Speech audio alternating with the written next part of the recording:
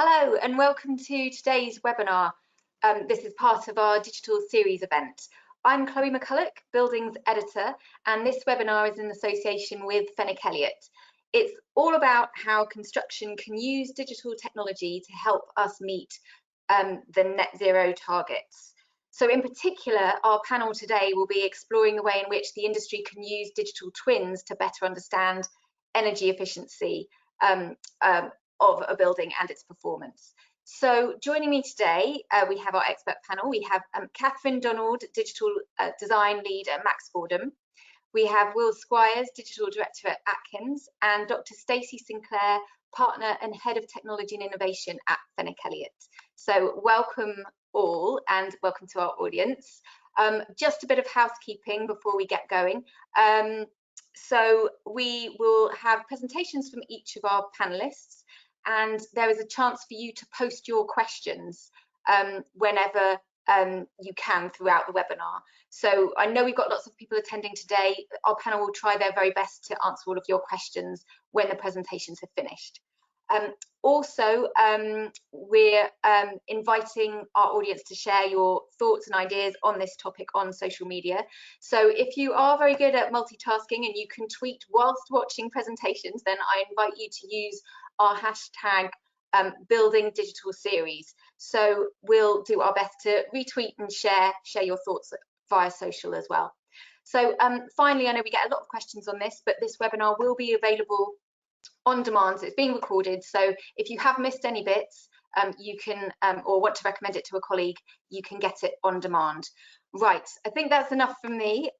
We will go over to our first panelist, and that is Catherine. So the rest of us will turn off our webcams, and it's over to you, Catherine. Thank you very much. Can everybody see my screen? Can you see that's it, Chloe? looking good. Yeah, that's looking great. You might just want to put it in presentation mode so it takes up the whole screen. Oh, great. Thank you very much, Chloe, and welcome to everybody that's here. Hopefully you find this of interest.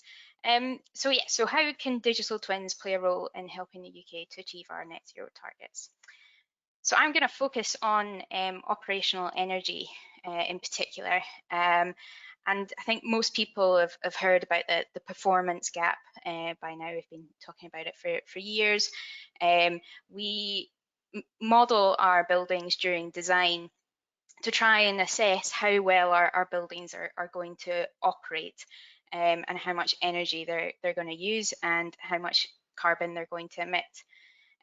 But when we do model them, we're making an awful lot of assumptions, and quite often, if we're not modeling for full operational energy, as depicted in this image, if we're only doing the regulated energy, we're going to be miles off of what energy they're actually going to use. This is becoming better. We've got CIBSE TM54, which is about evaluating the operational energy at design stage, and more recently, we've got the introduction of Neighbours from Australia, which goes a step further and looks at operational energy for design buildings in more detail. But there's still aspects that these assessment methods don't really take into account. We're designing and measuring or looking at the potential operational energy for buildings in the best case. It's really hard to start considering about when things don't go right. For example, in this image, we're looking at operational temperature of flow and returns for a heating system. The red line's indicating what the target is, but you can see quite often that we don't actually realize that. And so there's always an energy penalty to all of these things we don't achieve, either in the construction or in the operation of the building. We've also got to design for people, but people are, as all of my colleagues in this image are, they're unpredictable. It's really hard to predict how they're going to use the building. So how do we design for that? It's very, very difficult. One way that we've tried to address this and how much energy is used in a building is the introduction of soft landings and their extended aftercare and post-occupancy evaluation. when we do post-occupancy evaluation, we look at, or we monitor the building, the data that we're getting from all the sensors in the buildings. We review that data, trying to identify any anomalies or areas where something's not controlling as well as it should do. And then we try to adjust, whether that be the controls and how they're set up, or the actual installations themselves, to achieve a better result. This is one example of where we've gone into a building, we've evaluated the energy data and the data with all the sensors in the building, we found an anomaly. And this was in, this is a leisure centre in the northeast of England, and any eagle-eyed people can see this is the outside air temperature sensor and the readings that it's getting. We get to 5 o'clock in the morning and there's this sudden huge spike in outside air temperature according to this sensor. So we're getting up to over 30 degrees before 9 o'clock in the morning. Now anybody looking at that can say there's definitely an anomaly there, but we have to go and investigate what that anomaly is. And in this case, it was actually the external air temperature sensor was right next to the exhaust duct of the pool exhaust air handling unit. And so when that air handling unit was coming on, it was registering a massive spike in temperature.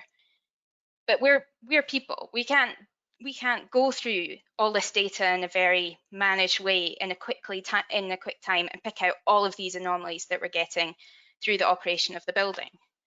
And this is where computers can do a much better job of it than we can.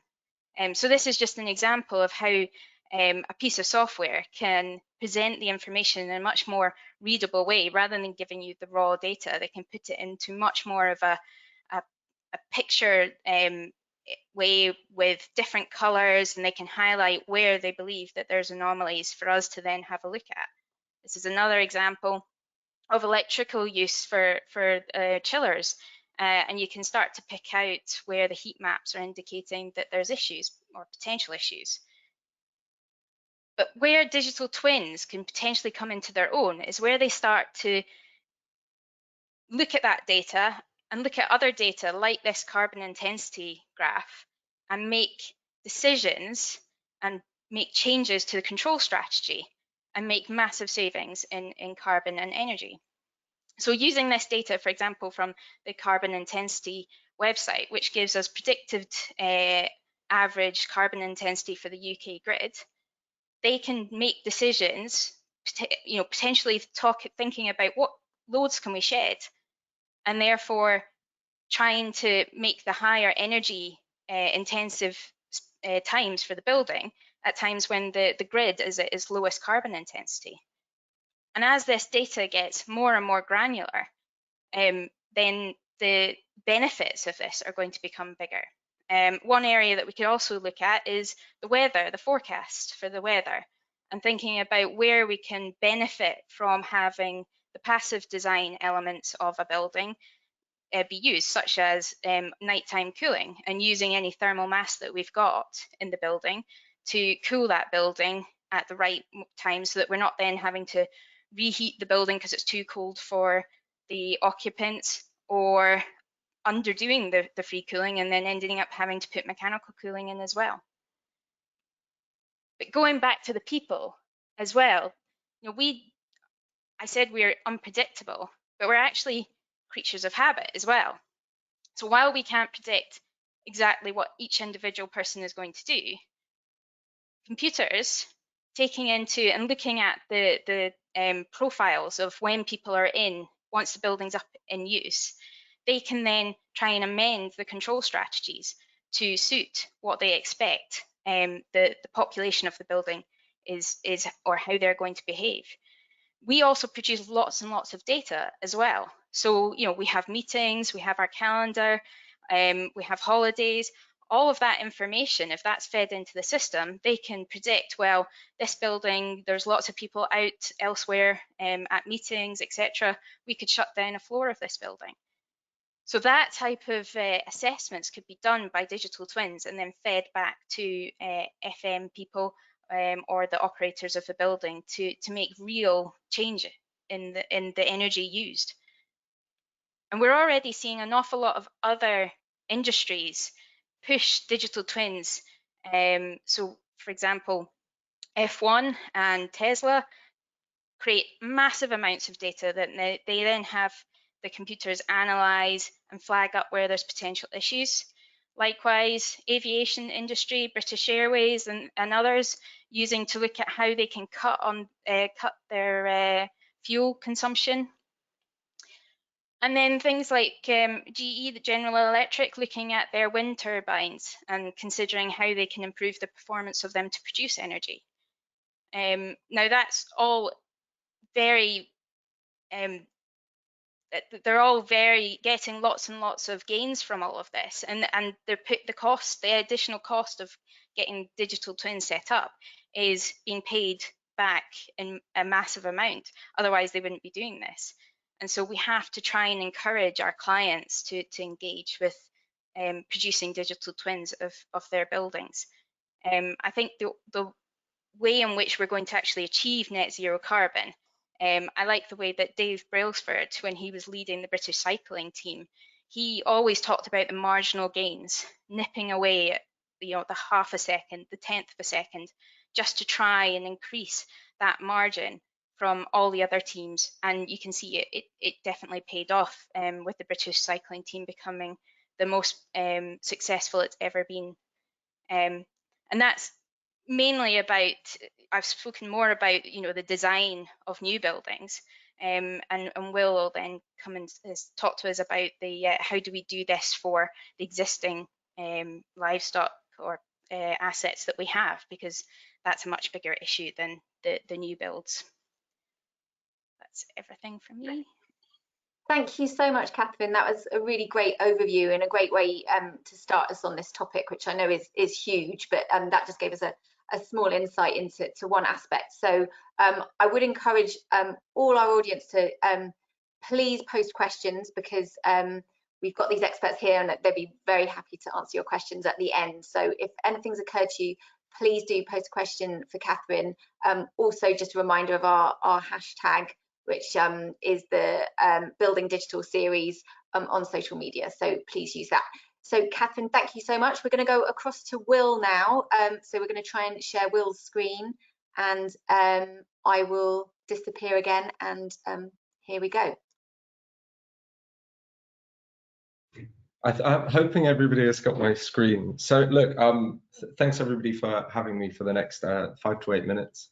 And thanks Catherine for making some really, really important points. I'm going to talk a little tactically to what I see as sort of the big problem of net zero, particularly when it relates to the built environment, and run through a couple examples of things we're doing quite tactically at an asset level with some sort of pioneering clients, but also sort of some things we're trying to do at a more systemic level to try knock the nail on the really, really big issue that our children and such forth may be really, really worried if we don't deal with. So leaping straight into it, and I really like this sort of number as a bit of an entrance to why this issue is important to me. Last year we completed 243,770 new homes in this country, despite the COVID pandemic, and that's the most in 22 years. That's relative to 29 million existing homes in this country, which shows we're actually only building 0.84% of our housing stock every year. So as a built environment and construction and design industry, even if we were to create fabulous net zero assets from day one today, there is a huge problem in how do we retrofit our existing built environment to solve for this challenge. And if I speak to a nice example here, 30.2% of energy consumption in this country is through domestic use in the home. Now, if you think that means 29% of that is something we cannot pull a lever on with our efforts in new design and new construction, it shows you the scale of the challenge.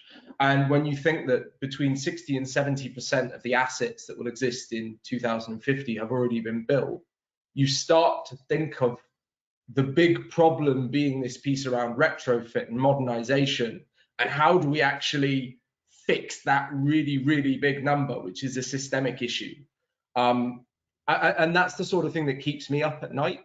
It's actually, we have some brilliant people in this industry applying technology in phenomenal ways, but beginning to knock that big ugly number on the head that is just bleeding carbon into our atmosphere is something we all really, really need to be relevant to the challenges of. So look, I think there's a couple things here. And one thing I'll talk to is how digital twins practically can actually help in some of the results we're seeing from working with our clients. So for a moment, we're doing a piece of work with a major water sector client in this country. And what we did up front before we built any technology was look at the sort of baseline opportunity of applying digital twins to their asset base. And we looked at a sort of broader opportunity across their business and found that actually we felt there were pretty colossal savings here. At a sort of practical OPEX, asset management level, we felt through better application of technology and digital twins, we could achieve circa 20% on their current operational costs today. And that translates into a 20% energy saving and more explicitly a 30% reduction in CO2. Now, some of that is through some of the things sort of Catherine alluded to before, like really detailed consideration of how do people and processes interact with that. But more tactically, some of the things we're looking at are applications of machine learning to improve pumping within the facilities. How can we deal with boiler efficiency in a really pragmatic manner that sort of edges and deals with use cases there to pragmatically improve performance? And look, in our initial trials around some of that, we've already been looking at sort of knocking off 5% of that 30% with pretty rudimentary applications of data science and connected technology. Now, I think a nice way of phrasing this is if you want to look for an example outside of sector for a sort of pioneering client that's applying this, Google's application of machine learning to the energy consumption within their data centers, which are very energy intensive, led to somewhere, I believe, between 20 and 40% efficiency in energy use.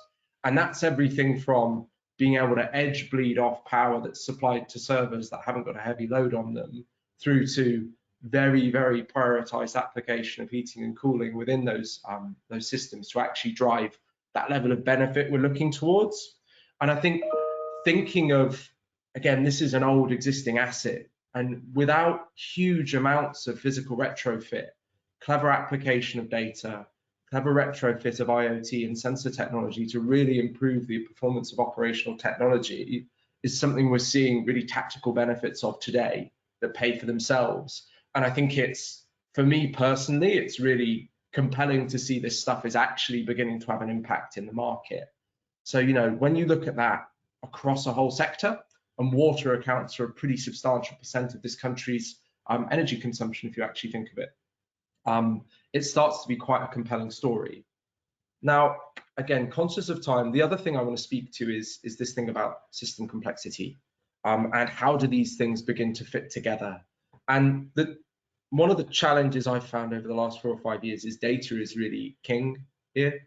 And Catherine alluded to it, and I'm sure Stacey will take us through some of the challenges around that as well. But when we talk about gaining complexity between these systems, when we talk about sort of looking for the space between the gaps between energy and water, for example, or between our homes and energy, we have to really think of, can we take advantage of technology? Now, the example I used before of water treatment works was us saying, actually, we think we can make an improvement on a number and that attributes to a benefit.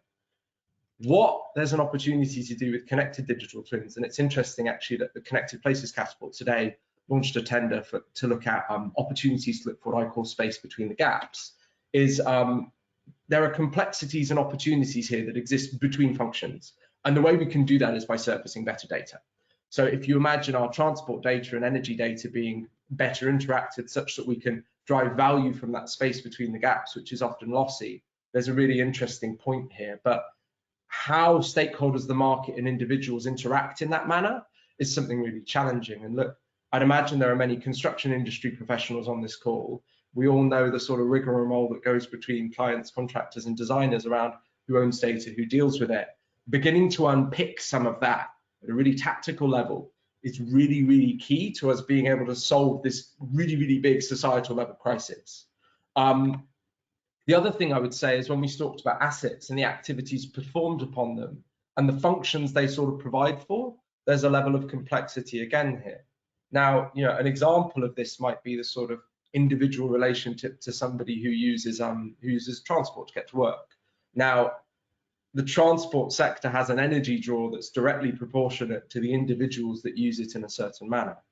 Now, how we solve in a complex system environment, our built environment, to be greener is a really, really difficult challenge. Now, the example would be somebody who uses a single car to go to work. It's a pretty inefficient way of working.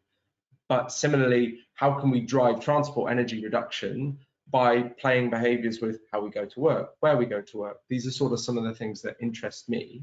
But more importantly, and this was the piece I was picking up on the connected places category, it's relationships between digital twins of different systems is quite complex. And when you start to think of that in the national context of a national digital twin, there's a real need to have a step change in how we share information about our built environment. And I'll use an example in a moment from a piece of work we've done very, very really to begin to do that. But when we talk about that housing problem, we've been delivering a piece of work for the Greater London Authority over the past 2 years that went live in January of this year, called the Planning London Data Hub. And the driver behind the Planning London Data Hub was very simply, let's create information about the change control function of our built environment. So when I speak to that, what I mean is, of those 243,000 homes, what we now have are dashboards that can really, really drill down to which type of home, built where, by whom, what were the requirements and planning conventions applied to it, and how does it relate to the policy constraints that government starts to bring into play to shape this. Now, this is an example of a data set that represents the housing system, and that data set did not exist at the level of detail it existed until January of this year. Some of the things that I know the GLA are looking at in the future is actually how can we add energy performance data from this information to build a richer picture and start to look at system complexity. And again, there's a point here about how do we start to surface more and more information to hit on these big opportunities. And personally, I think there's a couple things to take away with. One of them is this is a system level problem.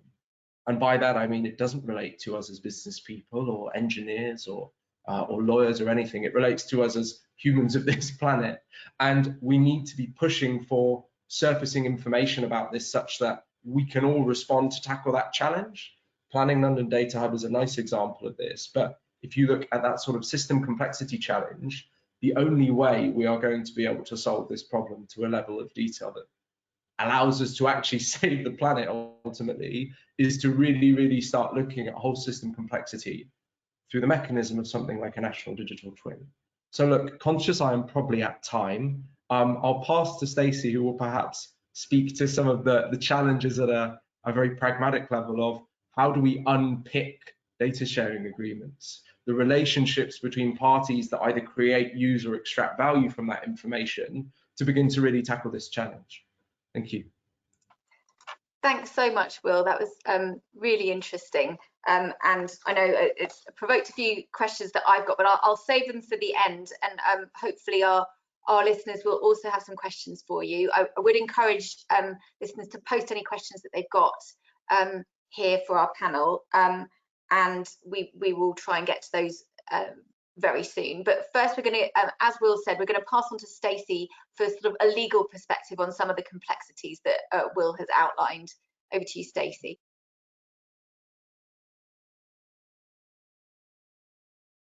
Oh, Stacey, I think we just need your microphone on. I was so focused on trying to get my screen working that I forgot the microphone. It's all looking good. I think you just need to pop it in presentation mode and then you're there. How about that? There we go. That's great. Thank you. Wonderful. Thank you very much, Chloe, and hello, everyone. Sorry, I'm just sorting myself out here. Thank you very much, and good afternoon. So we've been hearing about new projects, built assets, and the issue we're facing here. And I think that's really the elephant in the room. This is, I think, in my view, an unprecedented transformational change that net zero is driving. And the construction and energy industries are really facing some really, monumental issues here. And I'm probably going to, I'm going to bring up possibly a slightly different issues and views here than what you've heard over the past maybe 20 minutes. But if net zero is that driver, how are we going to enable this?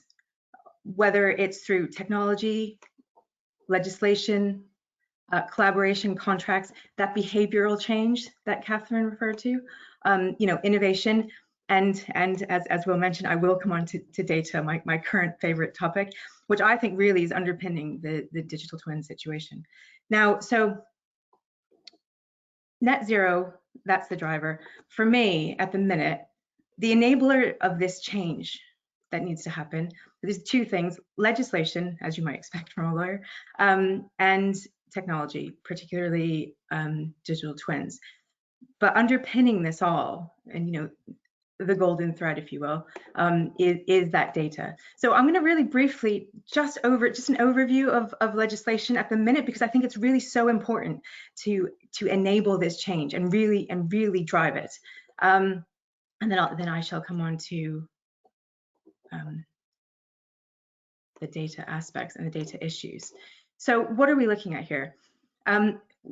April, couple of weeks ago, we now have a target where we are to cut emissions by at least 78% by 2035. I mean, and how are we going to do that? What legislation, primary and secondary, is in place for that? So we've got the Climate Change Act of 2008, and that was amended in 2019. So that's a legally binding target to reduce the UK's greenhouse gas emissions by 100% by 2020. So other than that, yes, there is change coming. There are bills on the roadmap. We've got very little law at the minute, and we're really expecting to see an increase in this, as I said, both in primary and secondary legislation. Even just this week, a couple of days ago, you will have heard in the Queen's speech that the United Kingdom is committed to achieving this net zero greenhouse gas emissions by 2050, and the UK will continue to lead the way. We have the COP26 summit coming up in Glasgow, and as the Queen said, legislation will set binding environmental targets. And so we're due to have the environmental bill to be introduced later on in the year. Now, if we're talking about digital twins specifically, recently with the Centre of Digital Built Britain and the National Digital Twin, there was a legal roundtable. And one of the issues identified there was that there is this gap in governance. Who owns what? Who will have to do what? How is the project going to be rolled out? And how can this be filled with legislation or mandatory action at government level? So we're really looking at a contractual landscape here that's rather immature. However, I would say we need to watch this space because there's a lot of initiatives going on at the minute. And I think we can expect to see that contractual appointments and contracts, construction contracts, we're going to start to see these obligations start to filter in now. And this is crucial. And they need to focus on not only design obligations, but as Will was speaking to, the construction and during the construction and operational phases as well. So that's where we're really going to see the benefits here. And linking it to digital twins, we're going to have obligations to measure, manage, monitor, report. How do we benchmark? And that's really, I think, where we're going to see the real heart of digital twins. How can we meet these legal, legislation, and contractual obligations?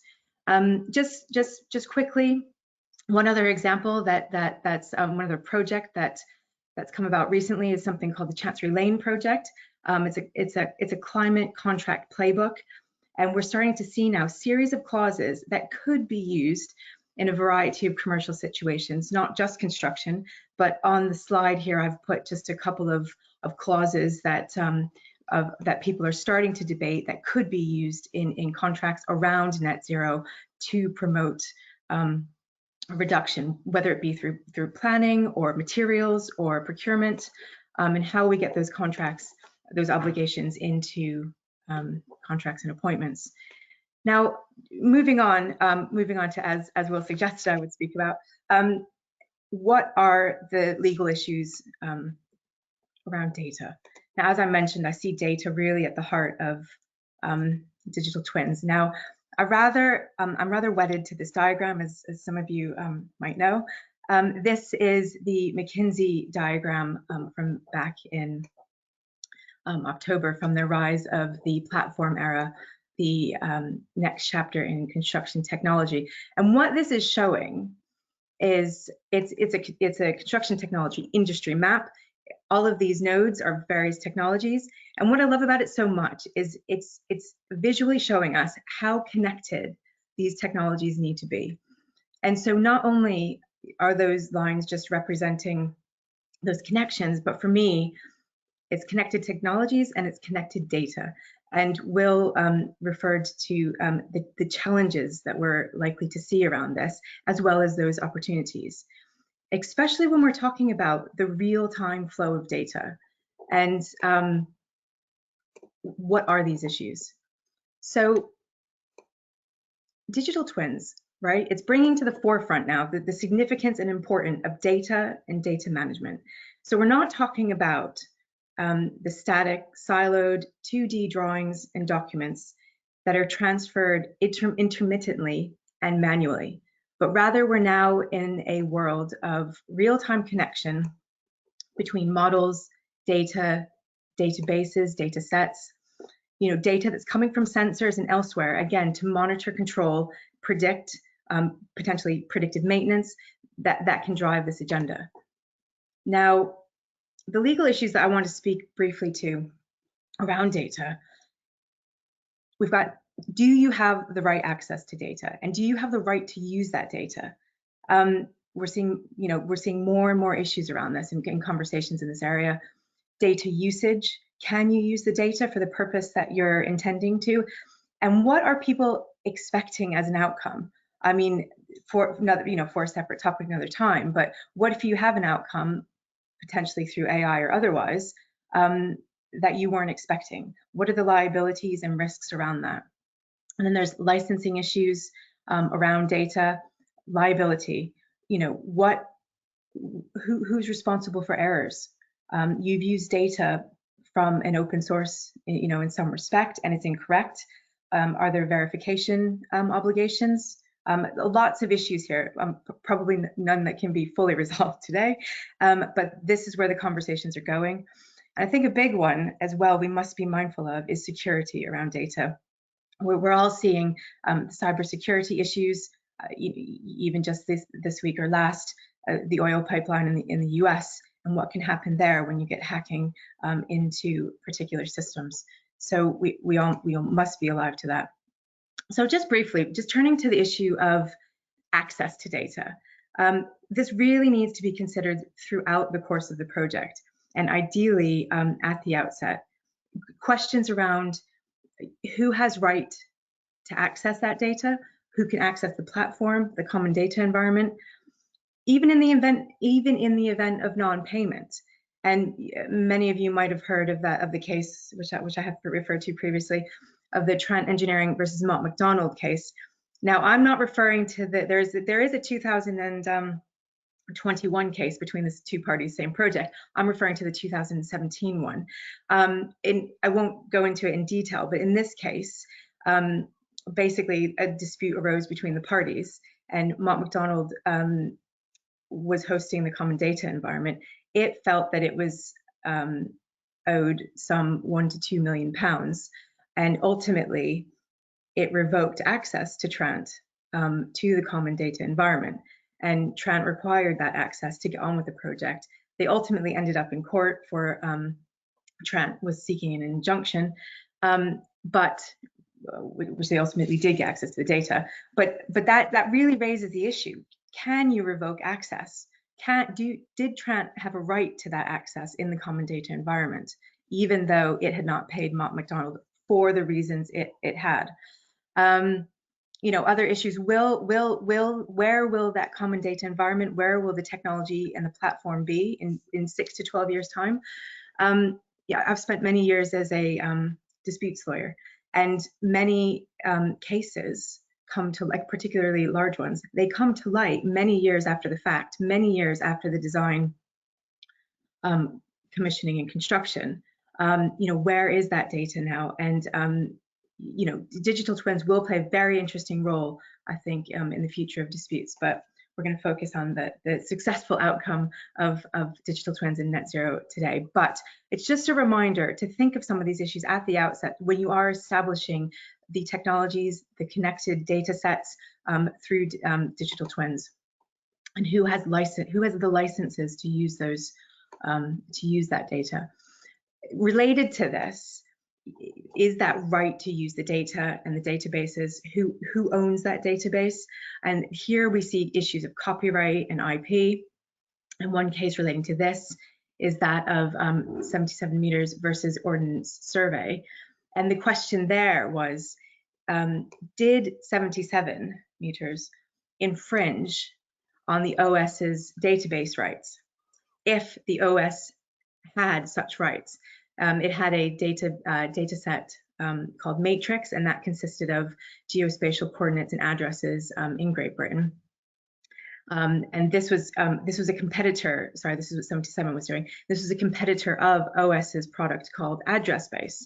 And there was at least 18 different data sets, different sources where this was coming from. But at the end of the day, it was established that the Ordnance Survey did have a database right because it had substantially invested in a verification process, and 77 meters did not have a license to use it, or all of the sources. So again, understanding at the outset where the data is coming from, do you have a right to use it? And there is other case law that I don't have time to go through today, but data, part and parcel of construction and engineering. And with digital twins, we are seeing an escalation in the amount of data that's being produced. And it's ever so important to get it right at the outset. Now, one point I just wanted to make was, which I alluded to earlier, was data usage and data expectations. When you create data, what do you expect it to be used for? If it's going to be used for something else, have you been clear as to what you expected it to be used for? What can it be used for? And what are you allowing people to use it for? And what happens if there are those unexpected outcomes in terms of liability? Now, I just wanted to raise one example of this back in the autumn of 2020. And this was a situation where the case of Premier Engineering versus MW High Tech. And Premier was providing labor to MW and was charging on an hourly rate, but it hadn't been agreed between the parties as to on what basis were they going to get paid. Ultimately, Premier considered that it was underpaid by some 1.3 million, and that's what the dispute was about. They wanted payment, which oftentimes is where disputes revolve around. But what records were meant to be used to evidence the time spent? Now, there were timesheets that the workers had been producing, the contractors had been producing. There were turnstile records, who was leaving, who was coming and going, but those didn't align. Ultimately, biometric clocks were introduced. All of this data told a different story. And the question before the court was, what data is going to be used to evidence those hours worked? So it was a situation where the parties hadn't agreed the data usage in advance, and what were they going to value the works by. The judgment, as just by way of interest, that there was an agreement between the parties that the timesheets and the biometric clocks would be used to calculate the payments, but not the turnstile data. A lot of these cases do turn on their facts, so it's important to remember that, of course. Now, I won't go into each one of these given the time, but just to be alive to all of the other data issues that are out there, and not just the legal ones, but also the technical ones that Catherine and will obviously not know much more about. But the security of the data, the storage of the data, the management, the information management of this data. From my point of view, whose scope of services is it? Where is it fitting into? Who is meant to be doing what? A lot of these basic questions often don't get thought about at the outset of projects. And I think with digital twins, you know, I think we can get into a situation where, you know, there is new technology. It's a bit of a gray area in some respects, and some of these basic fundamentals can get missed. So I just raised them here to keep them in mind as digital twins takes hold in the efforts for net zero and data compatibility and integration, which seem to be even in the old school cases, you know, compatibility with systems and platforms always seems to be an age-old issue. So just by way of conclusion, the devil's in the detail. You know, legally, you know, there is no, there are issues obviously, but I do believe that net zero is driving this change. I think the legislation and technology, in particular digital twins, these are going to be the enablers of this change. Digital twins are essential to meet this upcoming legislation and contractual obligations because it enables that measurement and management, monitoring, and as mentioned before, benchmarking, reporting, and automation that's going to be necessary to achieve these obligations. And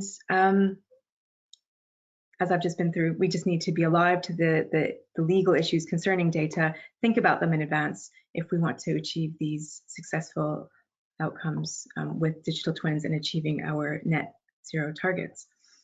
So I think that will be it from me, Chloe, and perhaps hand back to you. Thank you. Yes, I'll invite the whole panel back with their webcams if possible. We've had lots of questions in. Just while I sort through some of those, I wanted to wrap up what Stacey was saying. I just wondered, this is a very general question or observation, maybe more so, but as a lawyer in all of this, do you feel that a lot of the focus of the construction industry is getting on top of the technical aspects and trying to get the outputs and the results, but sometimes the legal considerations haven't been fully weighed up? And is there a bit of a warning to the industry to be alive to these legal issues and not to forget them at, you know, the expense of I mean, work people are doing? Yeah, I mean, I think that depending on what sector you're in and depending on, you know, where you are, I think we're seeing more progression in this in some areas than others. But that's why I think it's so important to bring in this legislation, you know, because I think we might see, you know, damages or penalties in due course. I personally don't think, I've never been a believer that that the law is going to hold back good innovation, good technology. I think you know, if there's a will, there's a way. You know, the law is, you know, it is the law, but it is formidable. And if there is, I don't think it's holding it back. I don't think it's you know, I haven't seen issues there, but I do think people need to be alive to some of these things if they don't want to be in a dispute later on or find themselves on the wrong end of something that's gone wrong, and they find themselves being liable for something they hadn't realized. That's just the sort of warning that I'd like to put out there. Great, thanks, Stacey. Well, I think part of that answer maybe you know, connects to a few of the questions that we've got about, you know, the challenges for smaller businesses, because it's potentially the smaller businesses that might feel more exposed to the risk or less prepared on the legal front. But also some questions have come in, I guess, for the whole panel about, you know, how to improve digital take up amongst smaller businesses, and do they face particular challenges? I don't know if either Will or Catherine want to address that issue. So happy to go after Catherine or before, I don't mind. Oh, so polite. So polite. Go for it, Will. So look, I think there's a couple points there I'd say about digital skills, and one is why is technology suddenly hitting our industry like a truck? So there's a question, and look, I've been leading a piece of work with a partner organisation into the Centre for Digital Built Britain around basically the economics of information management and trying to measure the step change since the 2011 BIM mandate. And there's a couple points there. One is, if you think in 2011, the government said all public infrastructure projects have to eventually begin working in a digital way, take advantage of information management. What we're starting to see is actually the seeds of change there are coming through. Now, if you look 10 years ago, there wasn't really the volume of data in the sector to start taking advantage of a lot of technological approaches. So if you just think that the general impetus of actually stuff you can use digital skills on in the sector is really beginning to grow, and that growth is starting to look exponential. I think that's interesting. That's point one. I think a second point around skills is look at the general availability of these skills in the economy. You know, 5 or 6 years ago, it was pretty uncommon to hear of a data scientist.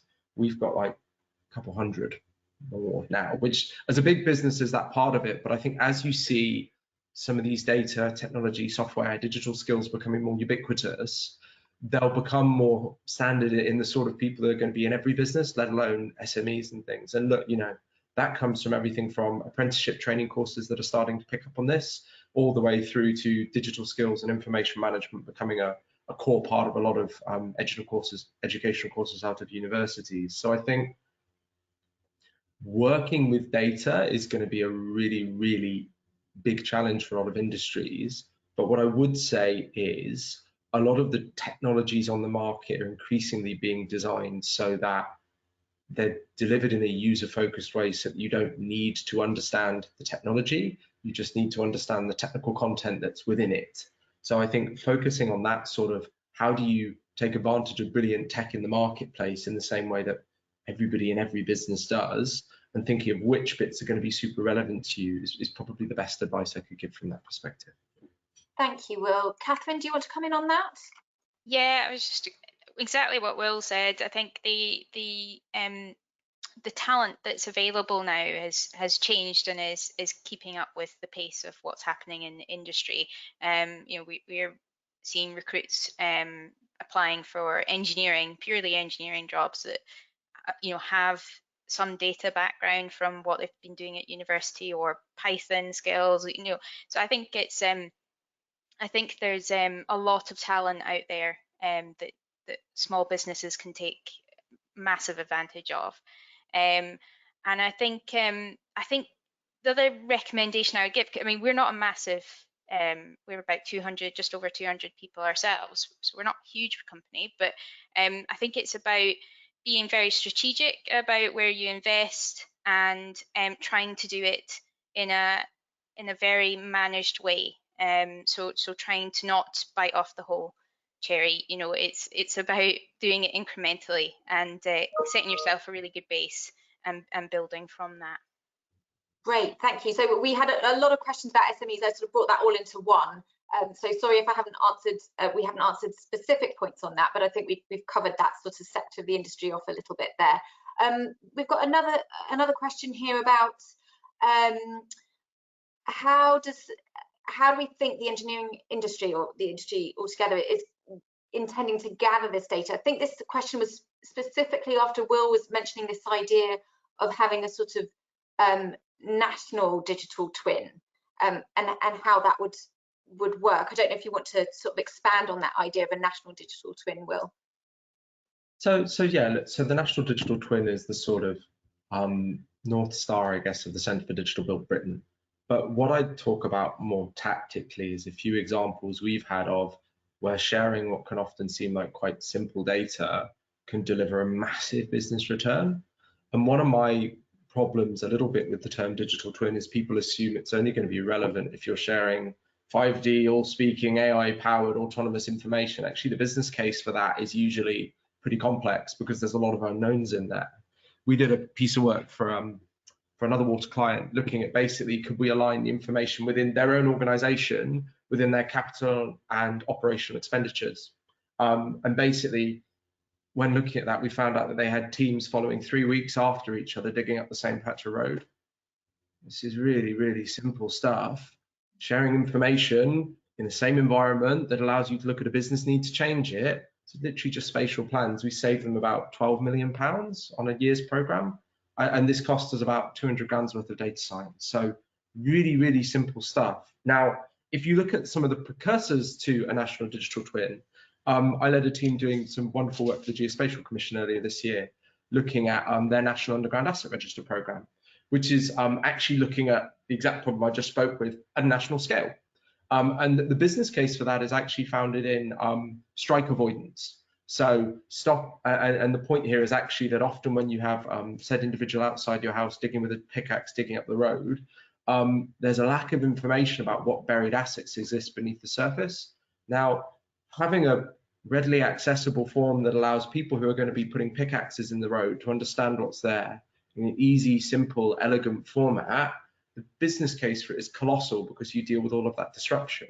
Now, it flies without having to deal with actually how do we look at collaborative working within that environment, which is something that the Greater London Authority is looking at through their infrastructure mapping application and the infrastructure coordination service. So there's this point here about when you web together information between parties, between other agreements, between these other things, you create this sort of, I always call it space between the gaps, where there's loads of opportunity to do good things.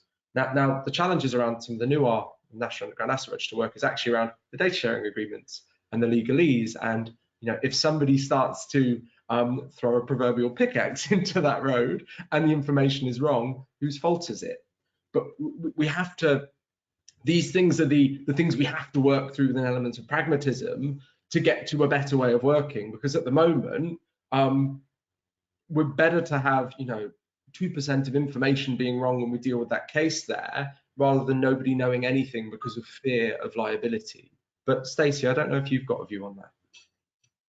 Yeah, no, I would just reiterate that provided that there's an element of transparency, an element of collaboration at the outset, and what are people agreeing to do, I think that these things they shouldn't be barriers to the progression. I can see how sometimes the issues do arise for various reasons, but provided there is that communication, I'm maybe I'm a glass half full type of person, but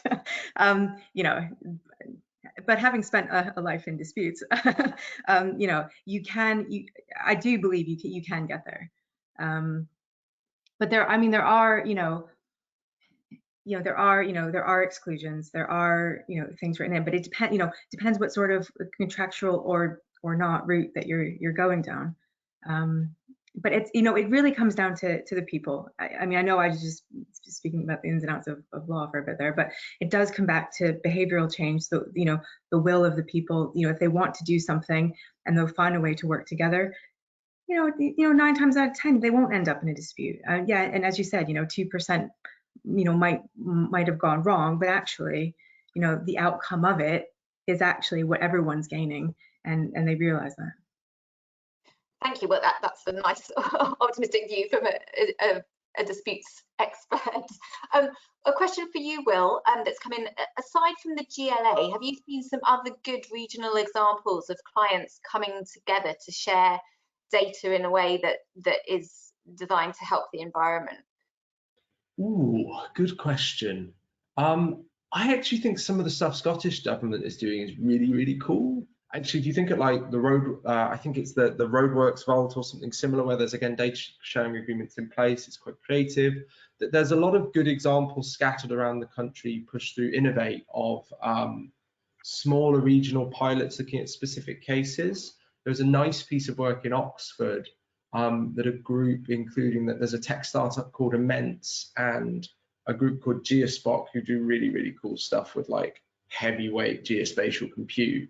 Looking at basically surfacing transport data to look at how you can improve outcomes around transport through open data and those principles around that. So some really, really good stuff there. For my sins, I am a Londoner, so I personally end up being a little bit London-centric, and a lot of my work sits around that. But I think that there's some really interesting green shoots, and those green shoots starting to come up a little bit higher. Another example, just remembering it, would be a piece around something called Growth Planner. It was again funded out of Connected Places Catapult some 3 or 4 years ago, And this was done in Birmingham, and it was looking at trying to surface effectively information about infrastructure provision to developers to allow them to work out where they could build without having to deal with necessarily the scale of S106 contribution, which can often be a bit of a challenge for new schemes getting off the ground. And that was, again, just a really good example of get data from disparate sources, visualize it in an accessible and interesting manner, and extract some new benefit from it. And perhaps my leaving point on that again would be, one of the things we were really seeking to drive with the Planning London Data Hub was to create a data market for others to disrupt things. And I'm a bit of an open data evangelist. I tend to think there are people a lot cleverer than me who will do clever things if we create the data to allow them to do it with. And there's always the famous example of Citymapper, where TfL opened up their data, which kind of led to the rest of the country opening up their data and created Citymapper, which many of us use, and was a sort of result of that open data cost, which created an economic benefit nobody really saw. So I'm not sure if that explicitly answers the question, but hopefully. I think there's loads of great examples there. Catherine, I don't know if you want to come in on that one, or we pass to another question. We've probably got time for one more question after this.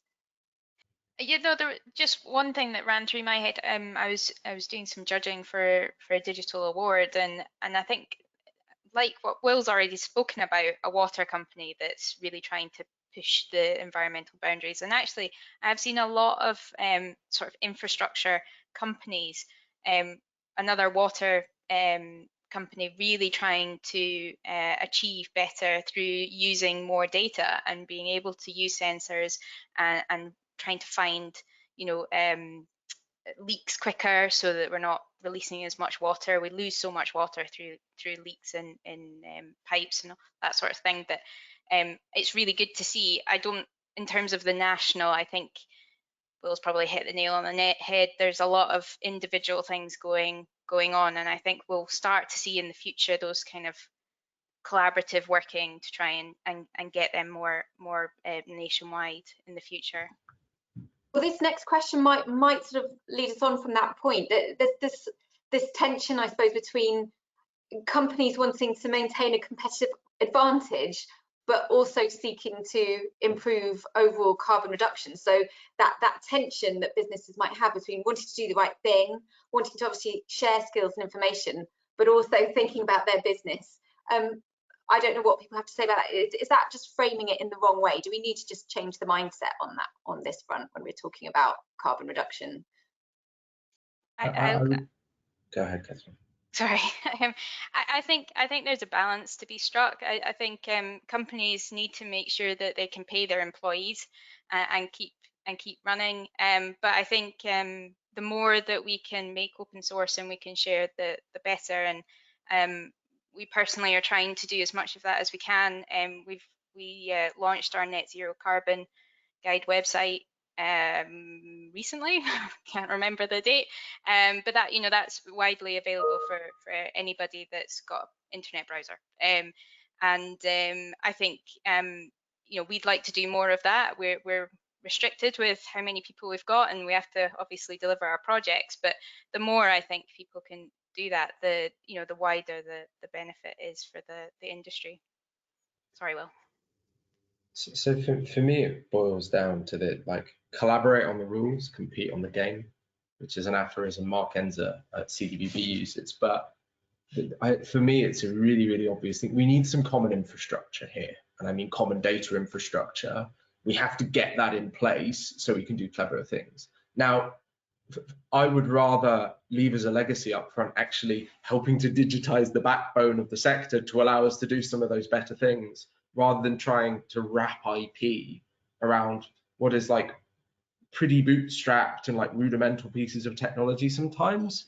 And I think we have to get to a place where I would rather start to see the market open up and get bigger, and then we can claim a bigger piece of a bigger pie, as opposed to trying to hold this kernel of something. And I think, look, it comes a bit down to individual behaviors, and it comes a bit down to corporate behaviors, but certainly within our organization, we look at it and say, we want the sector to modernize and digitize, and that requires a lot more common infrastructure in place than just an S&C or Atkins sort of focused piece of software that we bill public clients for.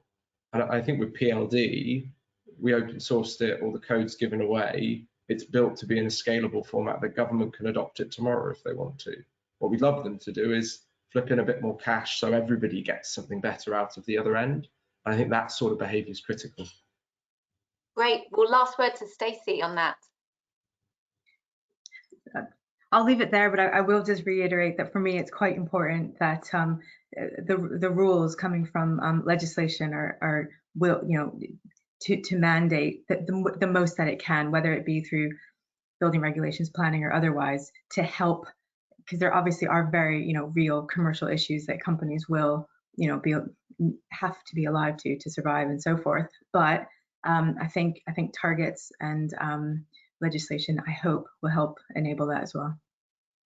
Well, listen, thank you so much to Will, Catherine and Stacey, and to Fenwick Elliott for supporting this webinar. We haven't had a chance to get through all the questions. We've literally been so many, so I just haven't been able to get through them all. But I will pass them on to Stacey on the legal ones if she's happy to take a look.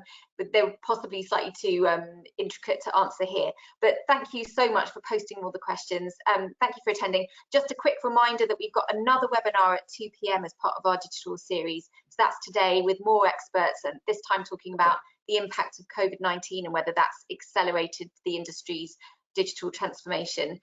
So that's free as well. So please do sign up for that. And also a reminder, if you missed any of this one, you can get the full version just by clicking on the same link, and the replay should be available, I think, within the hour. So thank you again, everybody, for joining. That's it for us, but thank you so much and goodbye. Thank you for having us. Yeah, thank you.